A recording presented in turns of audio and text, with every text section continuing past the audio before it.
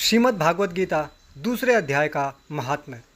हमने गीता का महात्म्य पढ़ा, पहले अध्याय का महात्म्य पढ़ा और पहला अध्याय अर्जुन विषाद योग वो भी पढ़ा। अब हम दूसरे अध्याय का महात्म्य पढ़ेंगे। दूसरे अध्याय का नाम है सांख्य योग। अध्याय कल पढ़ेंगे, आज महात्म्य पढ़ते हैं। तो दूसरे अध्याय के महात्म्य में श्री भगवान कहते हैं, लक्ष्मी, प्रथम अध्याय के महात्म्य का उत्तम उपाख्यान मैंने तुम्हें सुना दिया। अब अन्य अध्यायों का महात्म्य भी श्रवण करो। दक्षिण दिशा में वेदवक्ता ब्राह्मणों के पुरंदरपुर नामक नगर में श्रीमान देव शर्मा नामक एक विद्वान ब्राह्मण रहते थे। वे अतिथियों के पूजक, स्वाध्यायशील, वेद शास्त्रों के विशेषज्ञ, यज्ञों का अनुष्ठान करने वाले और तपस्वियों के सदा ही प्रिय थे। यहाँ पर कुछ ब्राह्मणों के जो फीचर्स होने चाहिए वो बताए हुए हैं कि ब्राह्मण किस प्रकार का होना चाहिए। अच्छा ब्राह्मण बताया है देव शर्मा को और उसके फीचर्स भी बताए हैं, ध्यान दीजिएगा।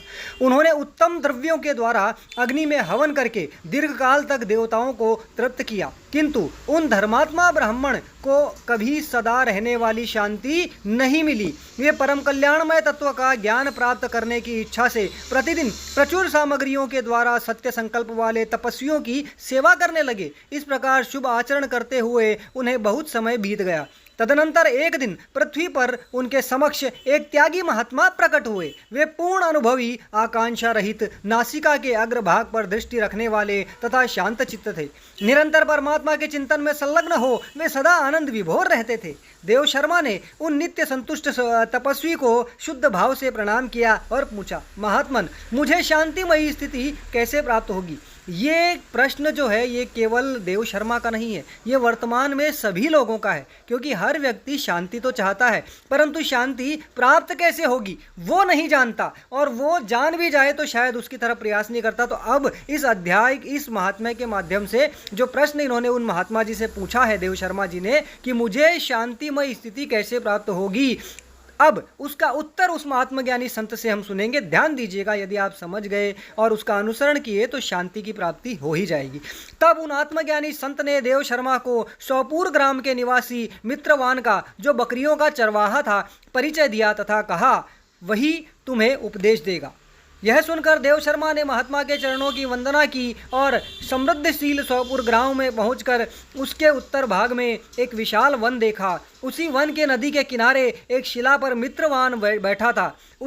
उसके नेत्र आनंद तिरेक से निश्चल हो रहे थे। वह अपलक दृष्टि से देख रहा था। वह स्थान आपस का स्वाभाविक वैर छोड़कर एकत्रित हुए परस्पर विरोधी जंतुओं से घिरा हुआ था। यानी ऐसे जंतुओं से जो आपस में तो विरोधी हैं, लेकिन वो स्थान इस प्रकार का हो गया था कि सब लोग आपस में साथ में रह रहे थे। वहाँ उद्यान में मंद मंद वायु चल रही थी। मृगों के झुंड शांत भाव से बैठे थे और मित्रवान दया से भरी हुई आनंदमयी मनोहरिणी दृष्टि से पृथ्वी पर मानो अमृत छिड़क रहा था। इस रूप में उसे देखकर देव शर्मा का मन प्रसन्न हो गया। वे उत्सुक होकर बड़ी विनय के साथ मित्रवान के पास गए। मित्रवान ने भी अपने मस्तक को किंचित नवाकर देव शर्मा का सत्कार किया। तदनंतर विद्वान देव शर्मा अनन्य चित्त से मित्रवान के समीप गए और जब उसके ध्यान का समय समाप्त हो गया उस समय उन्होंने अपने मन की बात पूछी, महाभाग, मैं आत्मा का ज्ञान प्राप्त करना चाहता हूँ। मेरे इस मनोरथ की पूर्ति के लिए मुझे किसी ऐसे उपाय का उपदेश दीजिए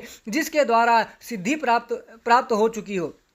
देव शर्मा की बात सुनकर मित्रवान ने एक क्षण तक कुछ विचार किया। उसके बाद इस प्रकार कहा, विद्वान, एक समय की बात है, मैं वन के भीतर बकरियों की रक्षा कर रहा था। इतने में ही एक भयंकर व्याघ्र पर मेरी दृष्टि पड़ी जो मानो सबको ग्रस लेना चाहता है। मैं मृत्यु से डरता था, इसलिए व्याघ्र को आते देख बकरियों के झुंड को आगे करके वहां से भाग चला। किंतु एक बकरी तुरंत ही सारा भय छोड़कर नदी के किनारे उस बाग के पास बेरोक टोक चली गई।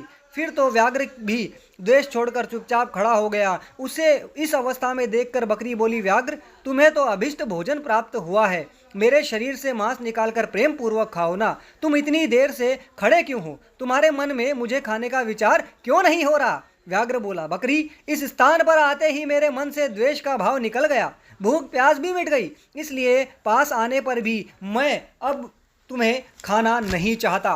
व्याघ्र के यूं कहने पर बकरी बोली, न जाने मैं कैसे निर्भय हो गई हूँ। इसका क्या कारण हो सकता है? यह यदि तुम जानते हो तो बताओ।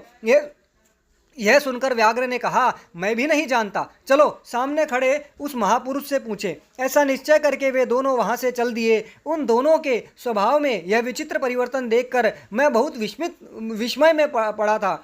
इतने में उन्होंने मुझसे ही आकर प्रश्न किया। वहां वृक्ष की शाखा पर एक वानर राज था। उन दोनों के साथ मैंने भी वानर राज से पूछा। विप्रवर, मेरे पूछने पर वानर राज ने आदरपूर्वक कहा, आजापाल सुनो, इस विषय में मैं तुम्हें प्राचीन वृत्तांत सुनाता हूँ। यह सामने वन के भीतर जो बहुत बड़ा मंदिर है उसकी ओर देखो। इसमें ब्रह्मा जी का स्थापित किया हुआ एक शिवलिंग है। पूर्व काल में यहाँ सुकर्मा नामक एक बुद्धिमान महात्मा रहते थे जो तपस्या में संलग्न होकर इस मंदिर में उपासना करते थे। वे वन में से फूलों का संग्रह कर लाते और नदी के जल से पूजनीय भगवान शंकर का स्नान कराकर उन्हीं से उनकी पूजा किया करते थे। इस प्रकार आराधना का कार्य करते हुए सुकर्मा वहाँ निवास करते थे।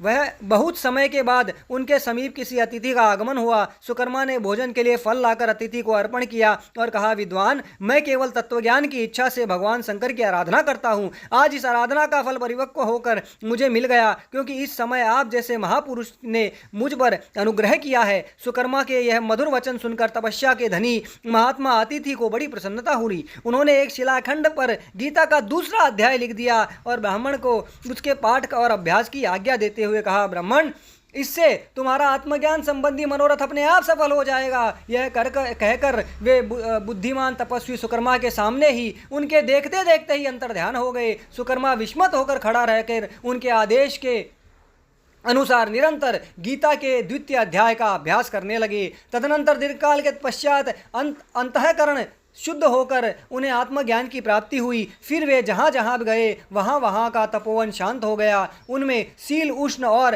राग द्वेष आदि की बाधाएं दूर हो गई। इतना ही नहीं, उन स्थानों पर भूख प्यास का कष्ट भी जाता रहा तथा भय का सर्वथा अभाव हो गया। यह सब द्वितीय अध्याय का जप करने वाले सुकर्मा ब्राह्मण की तपस्या का ही प्रभाव समझो। मित्रवान कहता है, वानर राज के यूँ कहने पर मैं प्रसन्नतापूर्वक बकरी और व्याघ्र के साथ उस मंदिर की ओर चला गया। वहाँ जाकर शिलाखंड पे लिखे हुए गीता के द्वितीय अध्याय को मैंने देखा और पढ़ा। उसी की आवृत्ति करने से मैंने तपस्या का पार कर लिया।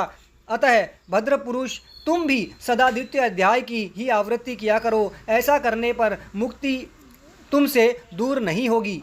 श्री भगवान कहते हैं, प्रिय मित्रवान के इस प्रकार आदेश देने पर देवशर्मा ने उसका पूजन किया और उसे प्रणाम करके पुरंदरपुर की राह ली। वहाँ किसी देवालय में पूर्वोक्त आत्मज्ञानी महात्मा को पाकर उन्होंने यह सारा वृत्तांत निवेदन किया और सबसे पहले उन्हीं से द्वितीय अध्याय गीता का पढ़ा।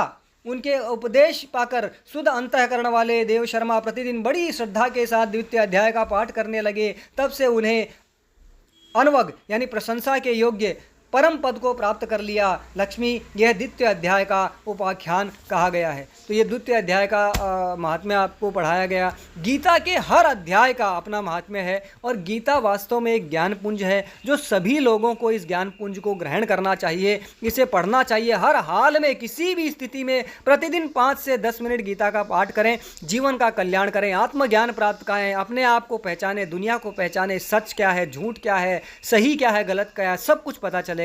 इसलिए गीता का पाठ प्रतिदिन अवश्य करें। हरे कृष्णा, जय श्री राम।